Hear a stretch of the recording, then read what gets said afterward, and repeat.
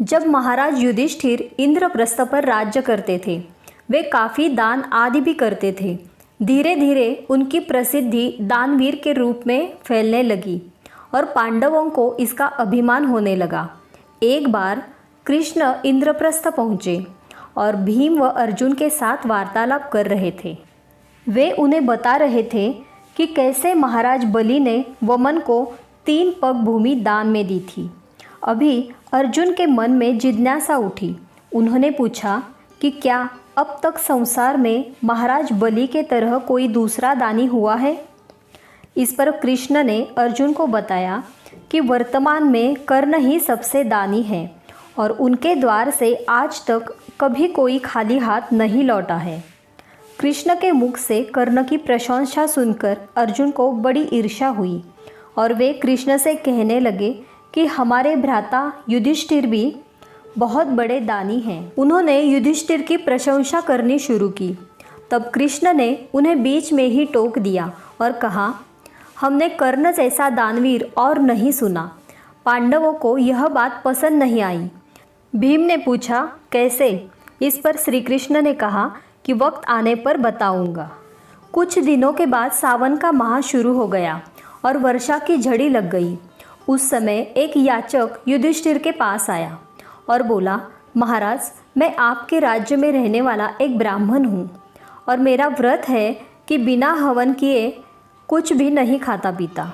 कई दिनों से मेरे पास यज्ञ के लिए चंदन की लकड़ी नहीं है। यदि आपके पास हो तो मुझ पर कृपा करें, अन्यथा हवन तो पूरा नहीं ही होगा। मैं भी भूखा प्यासा मर जाऊंगा। युधिष्ठिर ने तुरंत कोषागार के कर्मचारी को बुलवाया और कोष से चंदन की लकड़ी देने का आदेश दिया। संयोग से कोषागार में सूखी लकड़ी नहीं थी। तब महाराज ने भीम और अर्जुन को चंदन की लकड़ी का प्रबंध करने का आदेश दिया, लेकिन काफ़ी दौड़ धूप के बाद भी सूखी चंदन की लकड़ी की व्यवस्था नहीं हो पाई।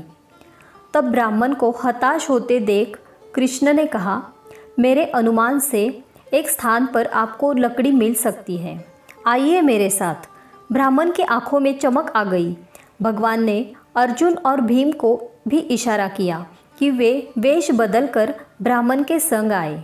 कृष्ण सबको लेकर कर्ण के महल में गए। सभी ब्राह्मणों के वेश में थे, अतः कर्ण ने उन्हें पहचाना नहीं। याचक ब्राह्मण ने जाकर लकड़ी की अपनी वही मांग दोहराई। कर्ण ने भी अपने भंडार के मुखिया को बुलवाया और सूखी लकड़ी देने के लिए कहा। वहाँ भी वही उत्तर प्राप्त हुआ। ब्राह्मण निराश हो गया। अर्जुन और भीम प्रश्नसूचक निगाहों से भगवान को ताकने लगे, लेकिन वे अपने चिर परिचित मुस्कान लिए बैठे रहे। कर्ण ने कहा, हे देवता, आप निराश न हो, एक उपाय है मेरे पास। उसने अपने महल के खिड़की दरवाज़ों में लगी चंदन की लकड़ियाँ काट काट कर ढेर लगा दी। फिर ब्राह्मण से कहा, आपको जितनी लकड़ी चाहिए कृपया ले जाइए। कर्ण ने लकड़ी पहुँचाने के लिए ब्राह्मण के साथ अपने सेवक भी भेज दिए।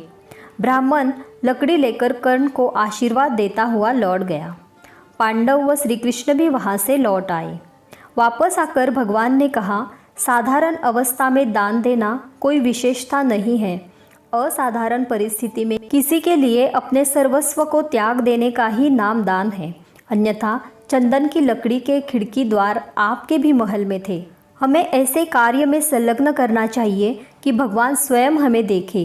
केवल एक गुण या एक कार्य में अगर हम पूरी निष्ठा से अपने को लगा दे तो कोई कारण नहीं कि भगवान हम पर प्रसन्न ना हो। कर्ण ने कोई विशेष कार्य नहीं किया, किंतु उसने अपना यह नियम भंग नहीं होने दिया। उसके द्वार से कोई निराश नहीं लौटेगा। इस पर श्री कृष्ण ने अर्जुन से कहा, तुम अब तक जान गए होंगे कि आखिर मैं क्यों कर्ण को महादानी कहता हूँ। मुझे युधिष्ठिर के दानशूरता पर कोई संदेह नहीं है, लेकिन उनकी तुलना में कर्ण स्वभाव से अधिक दयालु और उदार है। इस पर अर्जुन ने कहा, मैं भी ये स्वीकार करता हूँ, कर्ण जैसा महादानी इस संसार में नहीं है। और इस प्रकार से दोस्तों, वासुदेव श्री कृष्ण ने कर्ण की दानशूरता को सिद्ध किया था। इसी के साथ हमारी ये कथा भी समाप्त हुई। आपको ये कथा अच्छी लगी हो तो लाइक कीजिए और इसी तरह की और जानकारी पाने के लिए सीक्रेट ऑफ विक्ट्री को सब्सक्राइब कीजिए। धन्यवाद।